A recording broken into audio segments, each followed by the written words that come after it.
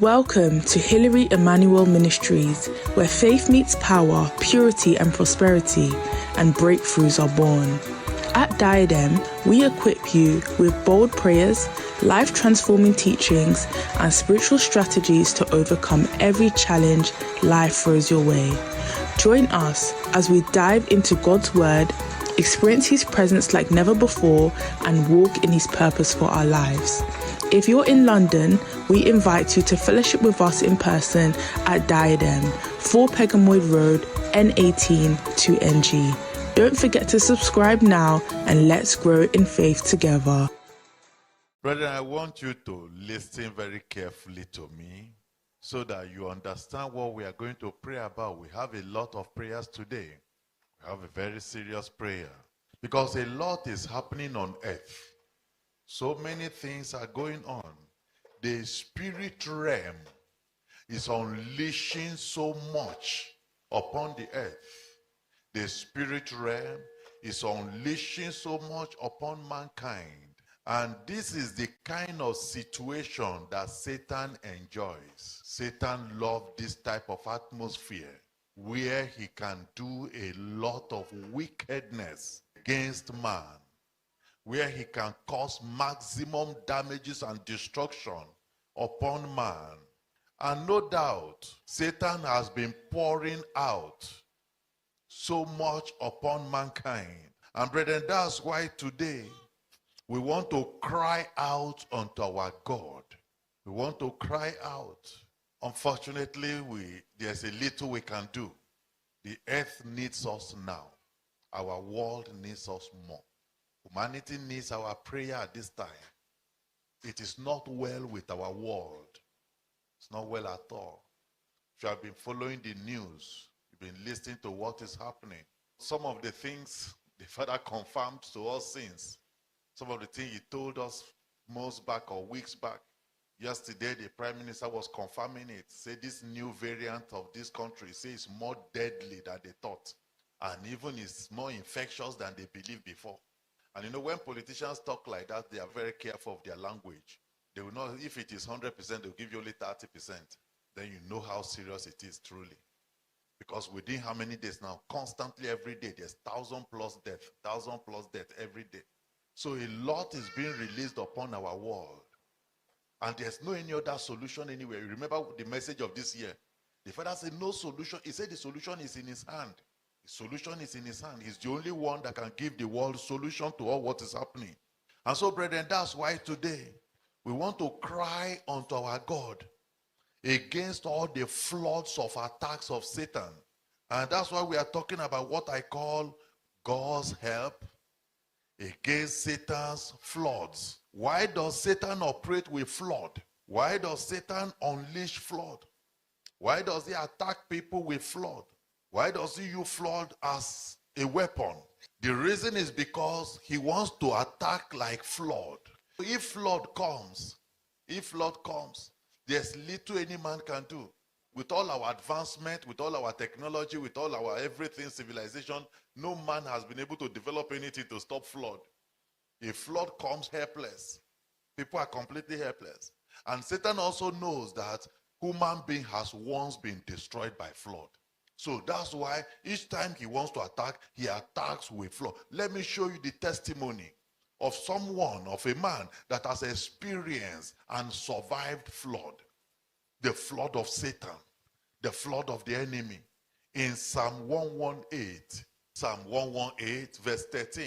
Psalm 118 verse 13, he says, thou hast thrust sore at me.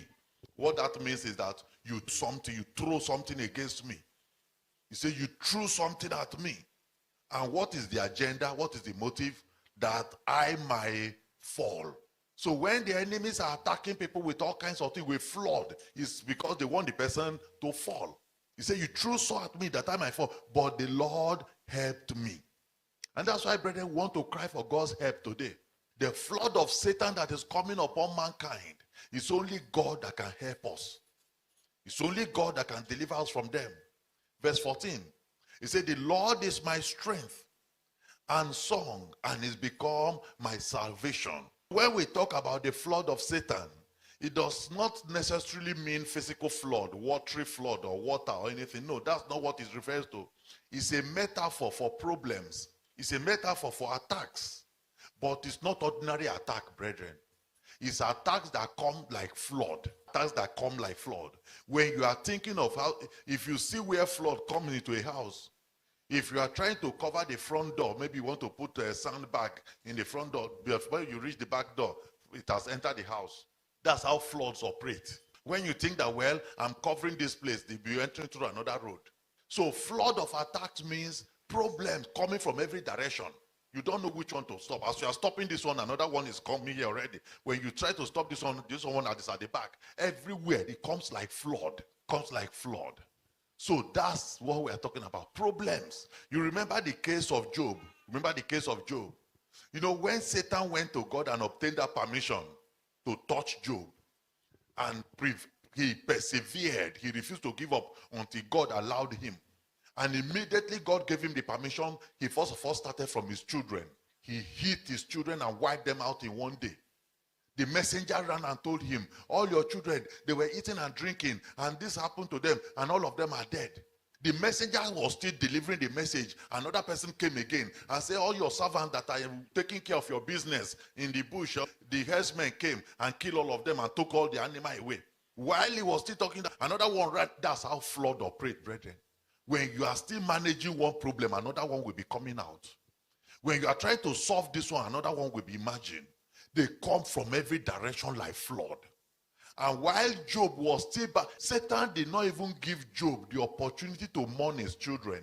Did not even give him the chance to grieve for all his loss. The next thing, he smote him with sickness. He attacked and grounded him in one place so that no person can even come closer to him. So this is what we call the flood of Satan. It can come upon people's life, attack the finance, attack the marriage, attack this area, attack the other area, attack the children, and everywhere there will be problem. That's the flood. Revelation chapter 12. Look at verse 1.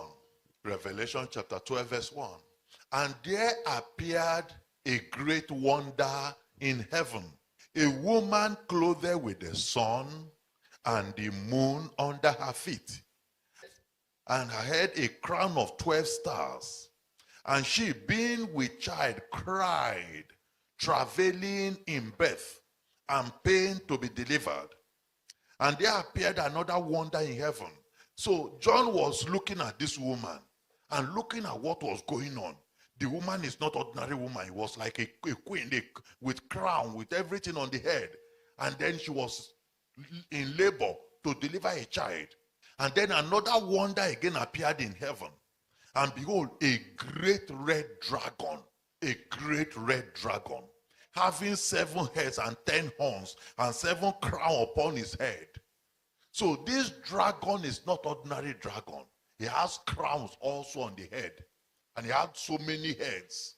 Sometimes some of these things, you might not have seen them before. But I've seen people come to me and say, Pastor, I saw something I've never seen before in my dream today. I saw snakes with 7 heads.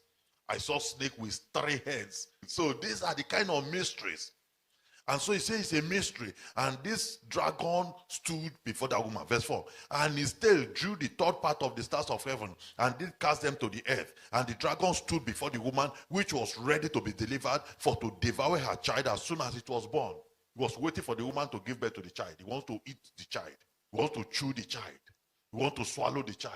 He wants to destroy the child. Listen, both the woman and the child, they were helpless before the dragon. Which kind of fight will the woman fight? And that's why I told you that today, what we need, brethren, is help from our God. Help. Against the flood of Satan. Help. So this woman, how is she this is a woman that's flat on the ground, in pain of labor pain and so on. How will she be able to fight and protect her child and fight against the dragon? So now look at what followed. Verse 5. And she brought forth a man-child who was to rule all nations with God's help that saved this woman and her child. If God did not help her, she had no chance whatsoever. So one, God collected the child from her and then prepare a place for her to escape into. That they should feed her there 1,203 score days. Verse 7. And there was war in heaven.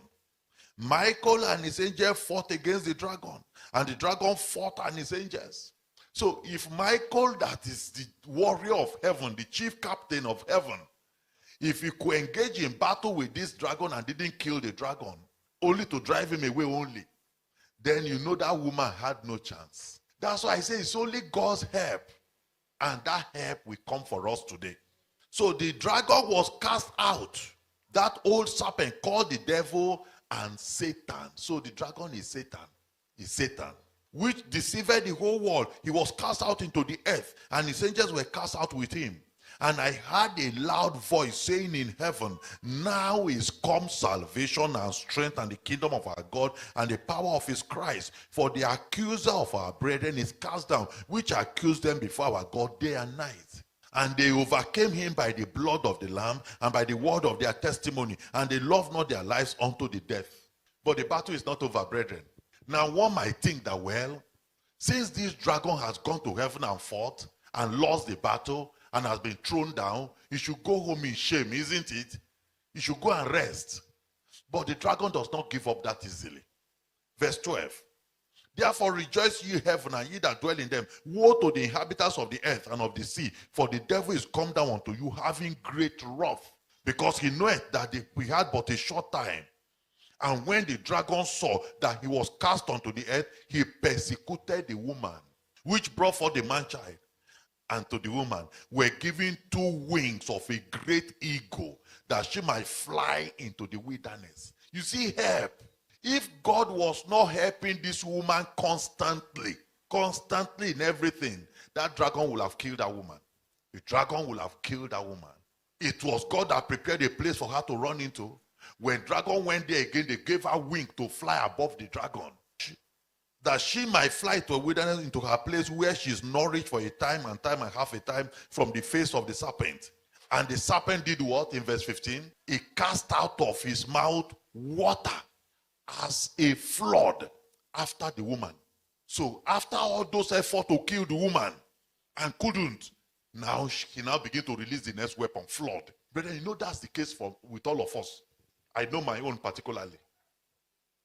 When Satan tried to kill me, when he tried to kill us and he failed, the next thing he began to vomit flood of problems, floods of attacks, all kinds of attacks, flood upon flood. The same thing he did with this woman. After attempting all kinds of efforts to kill the woman and failed, he now started to vomit floods, different kinds of problems. To do what? What was the agenda? To cause her to be carried away of the flood. Brethren, flood can carry people away. Flood of problem can carry people to where they did not bargain. Brethren, do you know that there are people that flood carry them away from the Lord? Problems of life. And they thought that, well, when they come to the church and this will happen, the other one will happen, and then the flood carried them away from the church, carried them away to where they don't know. So he vomited all kinds of flood to carry this woman away. And something happened again, verse 16. And the earth helped the woman. Do you see how God has been helping this woman? This is the kind of help we are going to cry for here today. So all kinds of flood. I told you that man is helpless before flood. If God did not help this woman, that flood would have destroyed that woman. But God helped her, the earth helped the woman, and the earth opened her mouth and swallowed up the flood which the dragon cast off his mouth. Verse 17, and the dragon was angry. Why was he this angry? Because all his effort has failed. He couldn't kill the woman. Now he couldn't carry the woman away with a flood of problems. Now everything is frustrated. This is the prayer we're supposed to pray, brethren. Especially at this time. And look at what he said. When he couldn't do anything to that woman, he now went and made war with the remnant of her seed, which keep the commandment of God and have the testimony of Jesus Christ. He now went to other people. As he pursued the woman and pursued the woman and pursued the woman, couldn't do anything. He now went to look for other people to attack. So this is a typical operation of Satan. This is how Satan operates. There was a time Paul the apostle was called of God. And before then, he was on the side of Satan. He was very useful to Satan. He was persecuting the church, destroying the believers. He was there when they killed Stephen. And he was doing all those things. And then suddenly the Lord arrested him. He became a believer. And from there, Satan hated him. And Satan wanted to kill him at all costs. Look at what followed. Acts chapter 27. Acts 27. Look at verse 1. Acts 27 verse 1. Because something happened. They planned, about 40 men. They bound themselves with an oath. They swore an oath and made a covenant that they are not going to eat food or drink water until they kill Paul. And that plan became known. And somebody told the soldiers, said, look at their plan. No, they have sworn an oath that they are not going to eat food or drink until they kill Paul. And they are going to use strategy and say, bring him out, let us interview him and hear what he's going to say. And then we pounce on him and kill him. So that plan was discovered. And the soldier hid him away. The soldier refused to bring him out. From there, they said they are going to transport him to Rome. The plot to kill him has failed. Just like that woman, when Satan, the dragon, stood to devour the woman and the child and failed, he will go to the next plan. So now the plot to kill Paul in Jerusalem has failed. They put him in a ship to travel to Rome. Look at what follows in verse 1. And when it was determined that we should sail into Italy, they delivered Paul and certain other prisoners unto one named Julius, a centurion of Augustus' band. Verse 2. And entering into a ship of Adramyttium, we launched, meaning to sail by the coast of Asia. One Aristarchus, a Macedonian of Thessalonica, being with us. Verse 9. Now, when much time was spent, because immediately they entered the ship and they got into the sea, storm started. Satan said, you have entered my territory. That's why not that he can do anything anyway, but we can go for cruise. But he will say, hey, so you come to my... So immediately he found Paul that escaped in Jerusalem. You come inside the water. The next thing, he raised the storm. He raised the flood. And the sea started to rage. The sea started to rage. Look at that verse 9. Now, when much time was spent, and when sailing was now dangerous, it became dangerous to sail, because the fast was now already past. Paul admonished them and said unto them, Sir, I perceive that this voyage will be with hurt and much damage. He said this journey is going to be in a serious problem. Not only of the lading and the ship, but also of our lives. Say we are all in trouble in this voyage. Verse 11. Nevertheless, the centurion believed the master and the owner of the ship more than those things which Paul was saying. Because they will say, who are you? Ordinary prisoner. Prisoner that they are transporting to Italy for judgment, for prison, or to even to be beheaded itself. What do you know about sea journey? These are masters. These are people that have been traveling for over 30 years in the sea. They know all this water very well. So Paul said, okay. Verse 13. And when the south wind blew softly, supposing that they have obtained a purpose, losing them, they sailed close to Crete. So immediately there was a fair weather. So they say, you see now, we said it. So they started to launch. They went on. Verse 14. But not long after there arose against it a tempestuous wind. Satan started to throw the storm and throw the flood called Euroclydon. That's the name of the storm. Verse 15. And when the ship was caught, you can imagine hurricane to catch a ship. That time it was a wooden ship. He said Euroclydon caught the ship and could not bear up with the wind. They said they just released the ship to the storm to do anything he wants to do with it. Verse 18. And we, being exceedingly tossed with tempest, the next day they started to throw away all their goods into the water to lighten the ship. You see, why was Satan doing all these things? It's just because Paul only. Just because of Paul. This is how Satan operates. He operates with flood. He wants to carry believers away, destroy them with flood. Verse 19. And they thought they would cast out with our own hands the tackling of the ship. Verse 20. And when neither sun nor star in many days appeared, and no small tempest lay on us, all hope that we should be saved was taken away. They said there was no hope. that they are going to come out alive. Verse 21. So in the midst of that storm, do you know no person could eat food? Who is going to go and prepare the food now? No food. Verse 21. But after long abstinence, Paul stood forth in the midst of them and said, Sirs, you should have listened to me. You should have hearkened to me and not to have loosed from Crete. I told you, let's stay in Crete. Let's not move. Look at all what you have lost now. Verse 22. And now I am telling you again, I exhort you to be of good cheer, for there shall no loss of any man's life among you, but of the sheep. He said the sheep is going to perish, but no person will die. Is that possible to believe? After all, the sheep is the one keeping them alive. How will you destroy the sheep and say the life will be saved? He said no person is going to die, but the sheep will perish. Verse 23. Look at the reason why Paul told them that. For there stood by me this night the angel of God. This angel of God came to me this night, whose I am and whom I serve, saying, fear not, Paul, thou must be brought before Caesar. And lo, God has given you all of them that sail with you. He said, God has handed over their life to you. They belong to you. Wherefore, sirs, be of good cheer, for I believe God that it shall be even as I was told. Verse 26, howbeit, we must be cast upon a certain island. He said, what is going to happen? We are going to end up this journey in one island.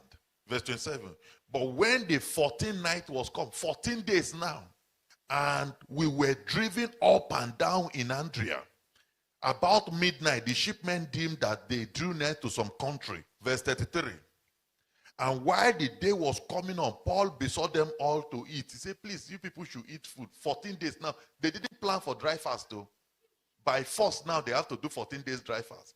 You know, if it is somebody that came to them and say, please try to do 3 days dry fast so that you don't die in water problem. You say, which kind of 3 days? Me, I've never done fasting before. But now they've done 14 days now. So Paul said that you have not taken anything. Verse 34, wherefore I pray you to take some food, take some meat, for this is for your health. For there shall not an hair fall from your any one of you. He said, don't fear, none of you will die. And when he has thus spoken, he took bread and gave thanks to God in presence of them all. And when he has broken, he started to eat. So Paul started to eat the bread. Verse 40, and when they had taken up the anchor, they saw Paul eating. All of them now started eating. Verse 40, and when they had taken up the anchor, they committed themselves into the sea and loosed the rudder band and hoisted up the mainstay to the wind and made towards shore. 41, and falling into a place where 2 seas met, they ran the ship aground, and the forepart stuck fast, remained unmovable, but the hinder part was broken with the violence of the waves. 42, and the sea waves, storm, flood, Satan was just using it to batter them. And that was why God had to send an angel. He said, go and reassure Paul that all this in Satan is doing, he cannot. What is that? Help. Angelic help came. God sent help. Otherwise, Satan was determined to destroy that ship and destroy all the life inside just because of Paul. So look at what followed. Verse 42. And the soldiers, look at now. The ship now has run aground. He has sunk into the sand. The back has been broken by wave. Now look at verse 42. And the soldiers' counsel was to kill all the prisoners. So the soldiers say, well, since this happened, let us slaughter all the prisoners. Who are they targeting? Just to make sure they kill Paul. He said, let's kill all so that they will not swim out and escape. Verse 43. But the centurion, willing to save Paul. Who was this centurion? This centurion, was it not God using him? That's why I say that we need God's help. When Satan begins to unleash his flood, it's only God that can help. So this centurion, willing to save Paul, kept them from their purpose and commanded the day which could swim, cast themselves first into the sea. Say, if anybody can swim, let them swim and go and save themselves. No person should kill anybody. Verse 44. And the rest, some on board and some on broken pieces of the ship. And so that's how everybody escaped and came out safely. No person died. So you can see, brethren, that when Satan wants to attack, he releases flood upon flood. Look at how many days in the sea. As if that Euroclydon was just following them alone. It wasn't just a cyclone or whatsoever that should just pass through and go away. But he just followed them until he broke that ship in pieces. And determined, when he couldn't kill them, he wanted to use the soldiers, the wicked agents of darkness there, to use their sword to finish them. But God is always present to help his people. So look at Psalm 18. Psalm 18. Because David was one person that experienced this flood of attacks constantly all the time. Psalm 18 verse 1. He says, I will love thee, O Lord, my strength. Why was he saying this? Because of how God has helped him. Because of how God has helped him. He knew that without God, he wouldn't be alive. He knew that without the help of God, he wouldn't be alive. Where can you ever think of it? Where will he hide in the whole forest of Israel when the king of Israel was pursuing with the whole army, and yet they couldn't get him? It was God helping him. Sometimes Saul will come so close like this to him, and then he will suddenly become tired and want to sleep, and will sleep off. Before he will wake up, David has escaped. So those are divine helps. He said, I will love thee, O Lord, my strength. Verse 2. The Lord is my rock and my fortress and my deliverer, my God, my strength, in whom I will trust, my buckler and the horn of my salvation, my high tower. Do you see how David clarified God here? It's because of what he has experienced with God. It's the way God has delivered him. God has helped him against the flood of the enemy. Look at what he said further in verse 3. I will call upon the Lord, who is worthy to be praised. So shall I be saved from my enemies. From my enemies. You know, when we talk about the flood of Satan, sometimes, brethren, Satan can use human beings. Human beings. Sometimes he can use demons. Sometimes, I don't know if you have seen before in a dream, you see flies everywhere, full everywhere, or insects. That's what you call the swarm of demons. Those are demonic spirits. And the Lord is just showing you that they are releasing them in their swarms so that, what are they? To overwhelm you for attacks. So David was saying, say, I will call upon the Lord, who is worthy to be praised. So shall I be saved from my enemy. Verse 4. Look at why he was saying all these things. Look at why he was saying all these things. He said, the sorrows of death compassed me. He says, sometimes I have seen death surround me like this, and I'll be hearing the smell of death. I'll be feeling the pain of death already. They compass me, they surround me. Just to lay hand on me is what is left. He said, the sorrows of death compass me. And what follow? And the floods of ungodly men, they made me afraid. The flood of ungodly men.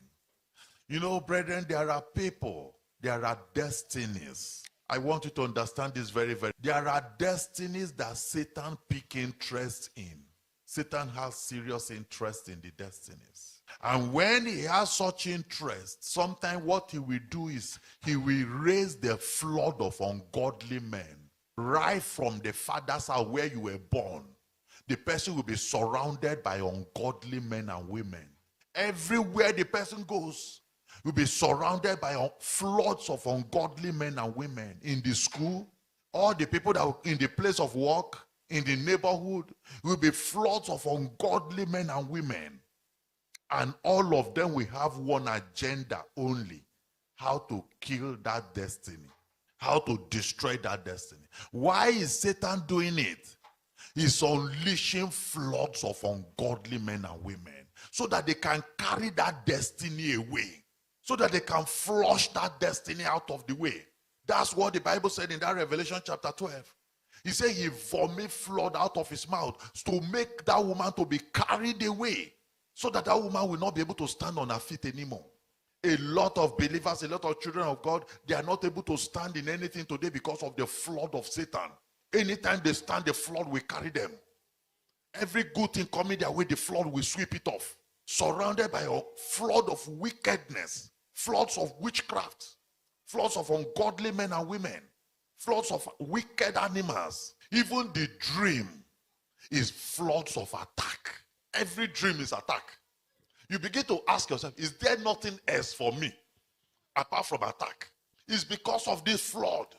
There's a power behind it that is pushing this flood day and night.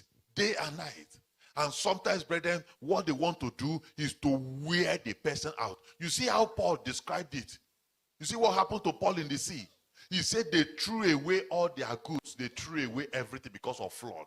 And when they finished throwing it, they were worn out, they were tired. There was no hope left in them that they will come out alive again. They couldn't even eat food. That's what Satan is looking for. He's looking for believers he will wear out. Believers that will raise up their hand and say, I'm tired. Using flood of all kinds of wickedness. But thank God you have shown you consistently how God has always helped his own people. I've shown you from that woman. If God did not help that woman, there was no chance for her. If God did not help Paul, there was no chance for him. If God did not help David, there was no chance for him. All the people of God in all ages, God has always helped his children against the flaws of Satan. And God is going to help us today. Let's stand up on our feet. Let's stand up and begin to talk to the Lord like this.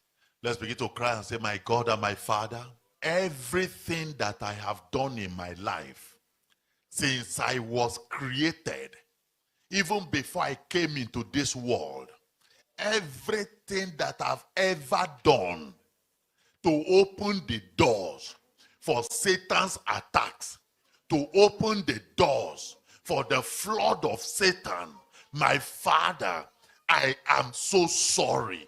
Forgive me, Lord. Have mercy upon me. Thank you for watching. If this message blessed you, don't forget to like, share and subscribe to join our growing community of faith. You've just listened to the sermon, but there are powerful prayers that follow. Due to social media rules and guidelines, the prayers have been removed from this video. However, you can access the full prayers and more life-changing resources by visiting www.pastorhillary.org or downloading our app, Diadem Media. If you're in the London area, we'd love to have you fellowship with us in person at 4 Pegamoid Road, N18 2NG. If you have any questions about this message, want counseling from Pastor Hillary, or wish to share your testimonies following the prayers, please leave a comment below and someone from our team will get in touch. Until next time, may God bless you abundantly and guide you in all your ways. Stay victorious.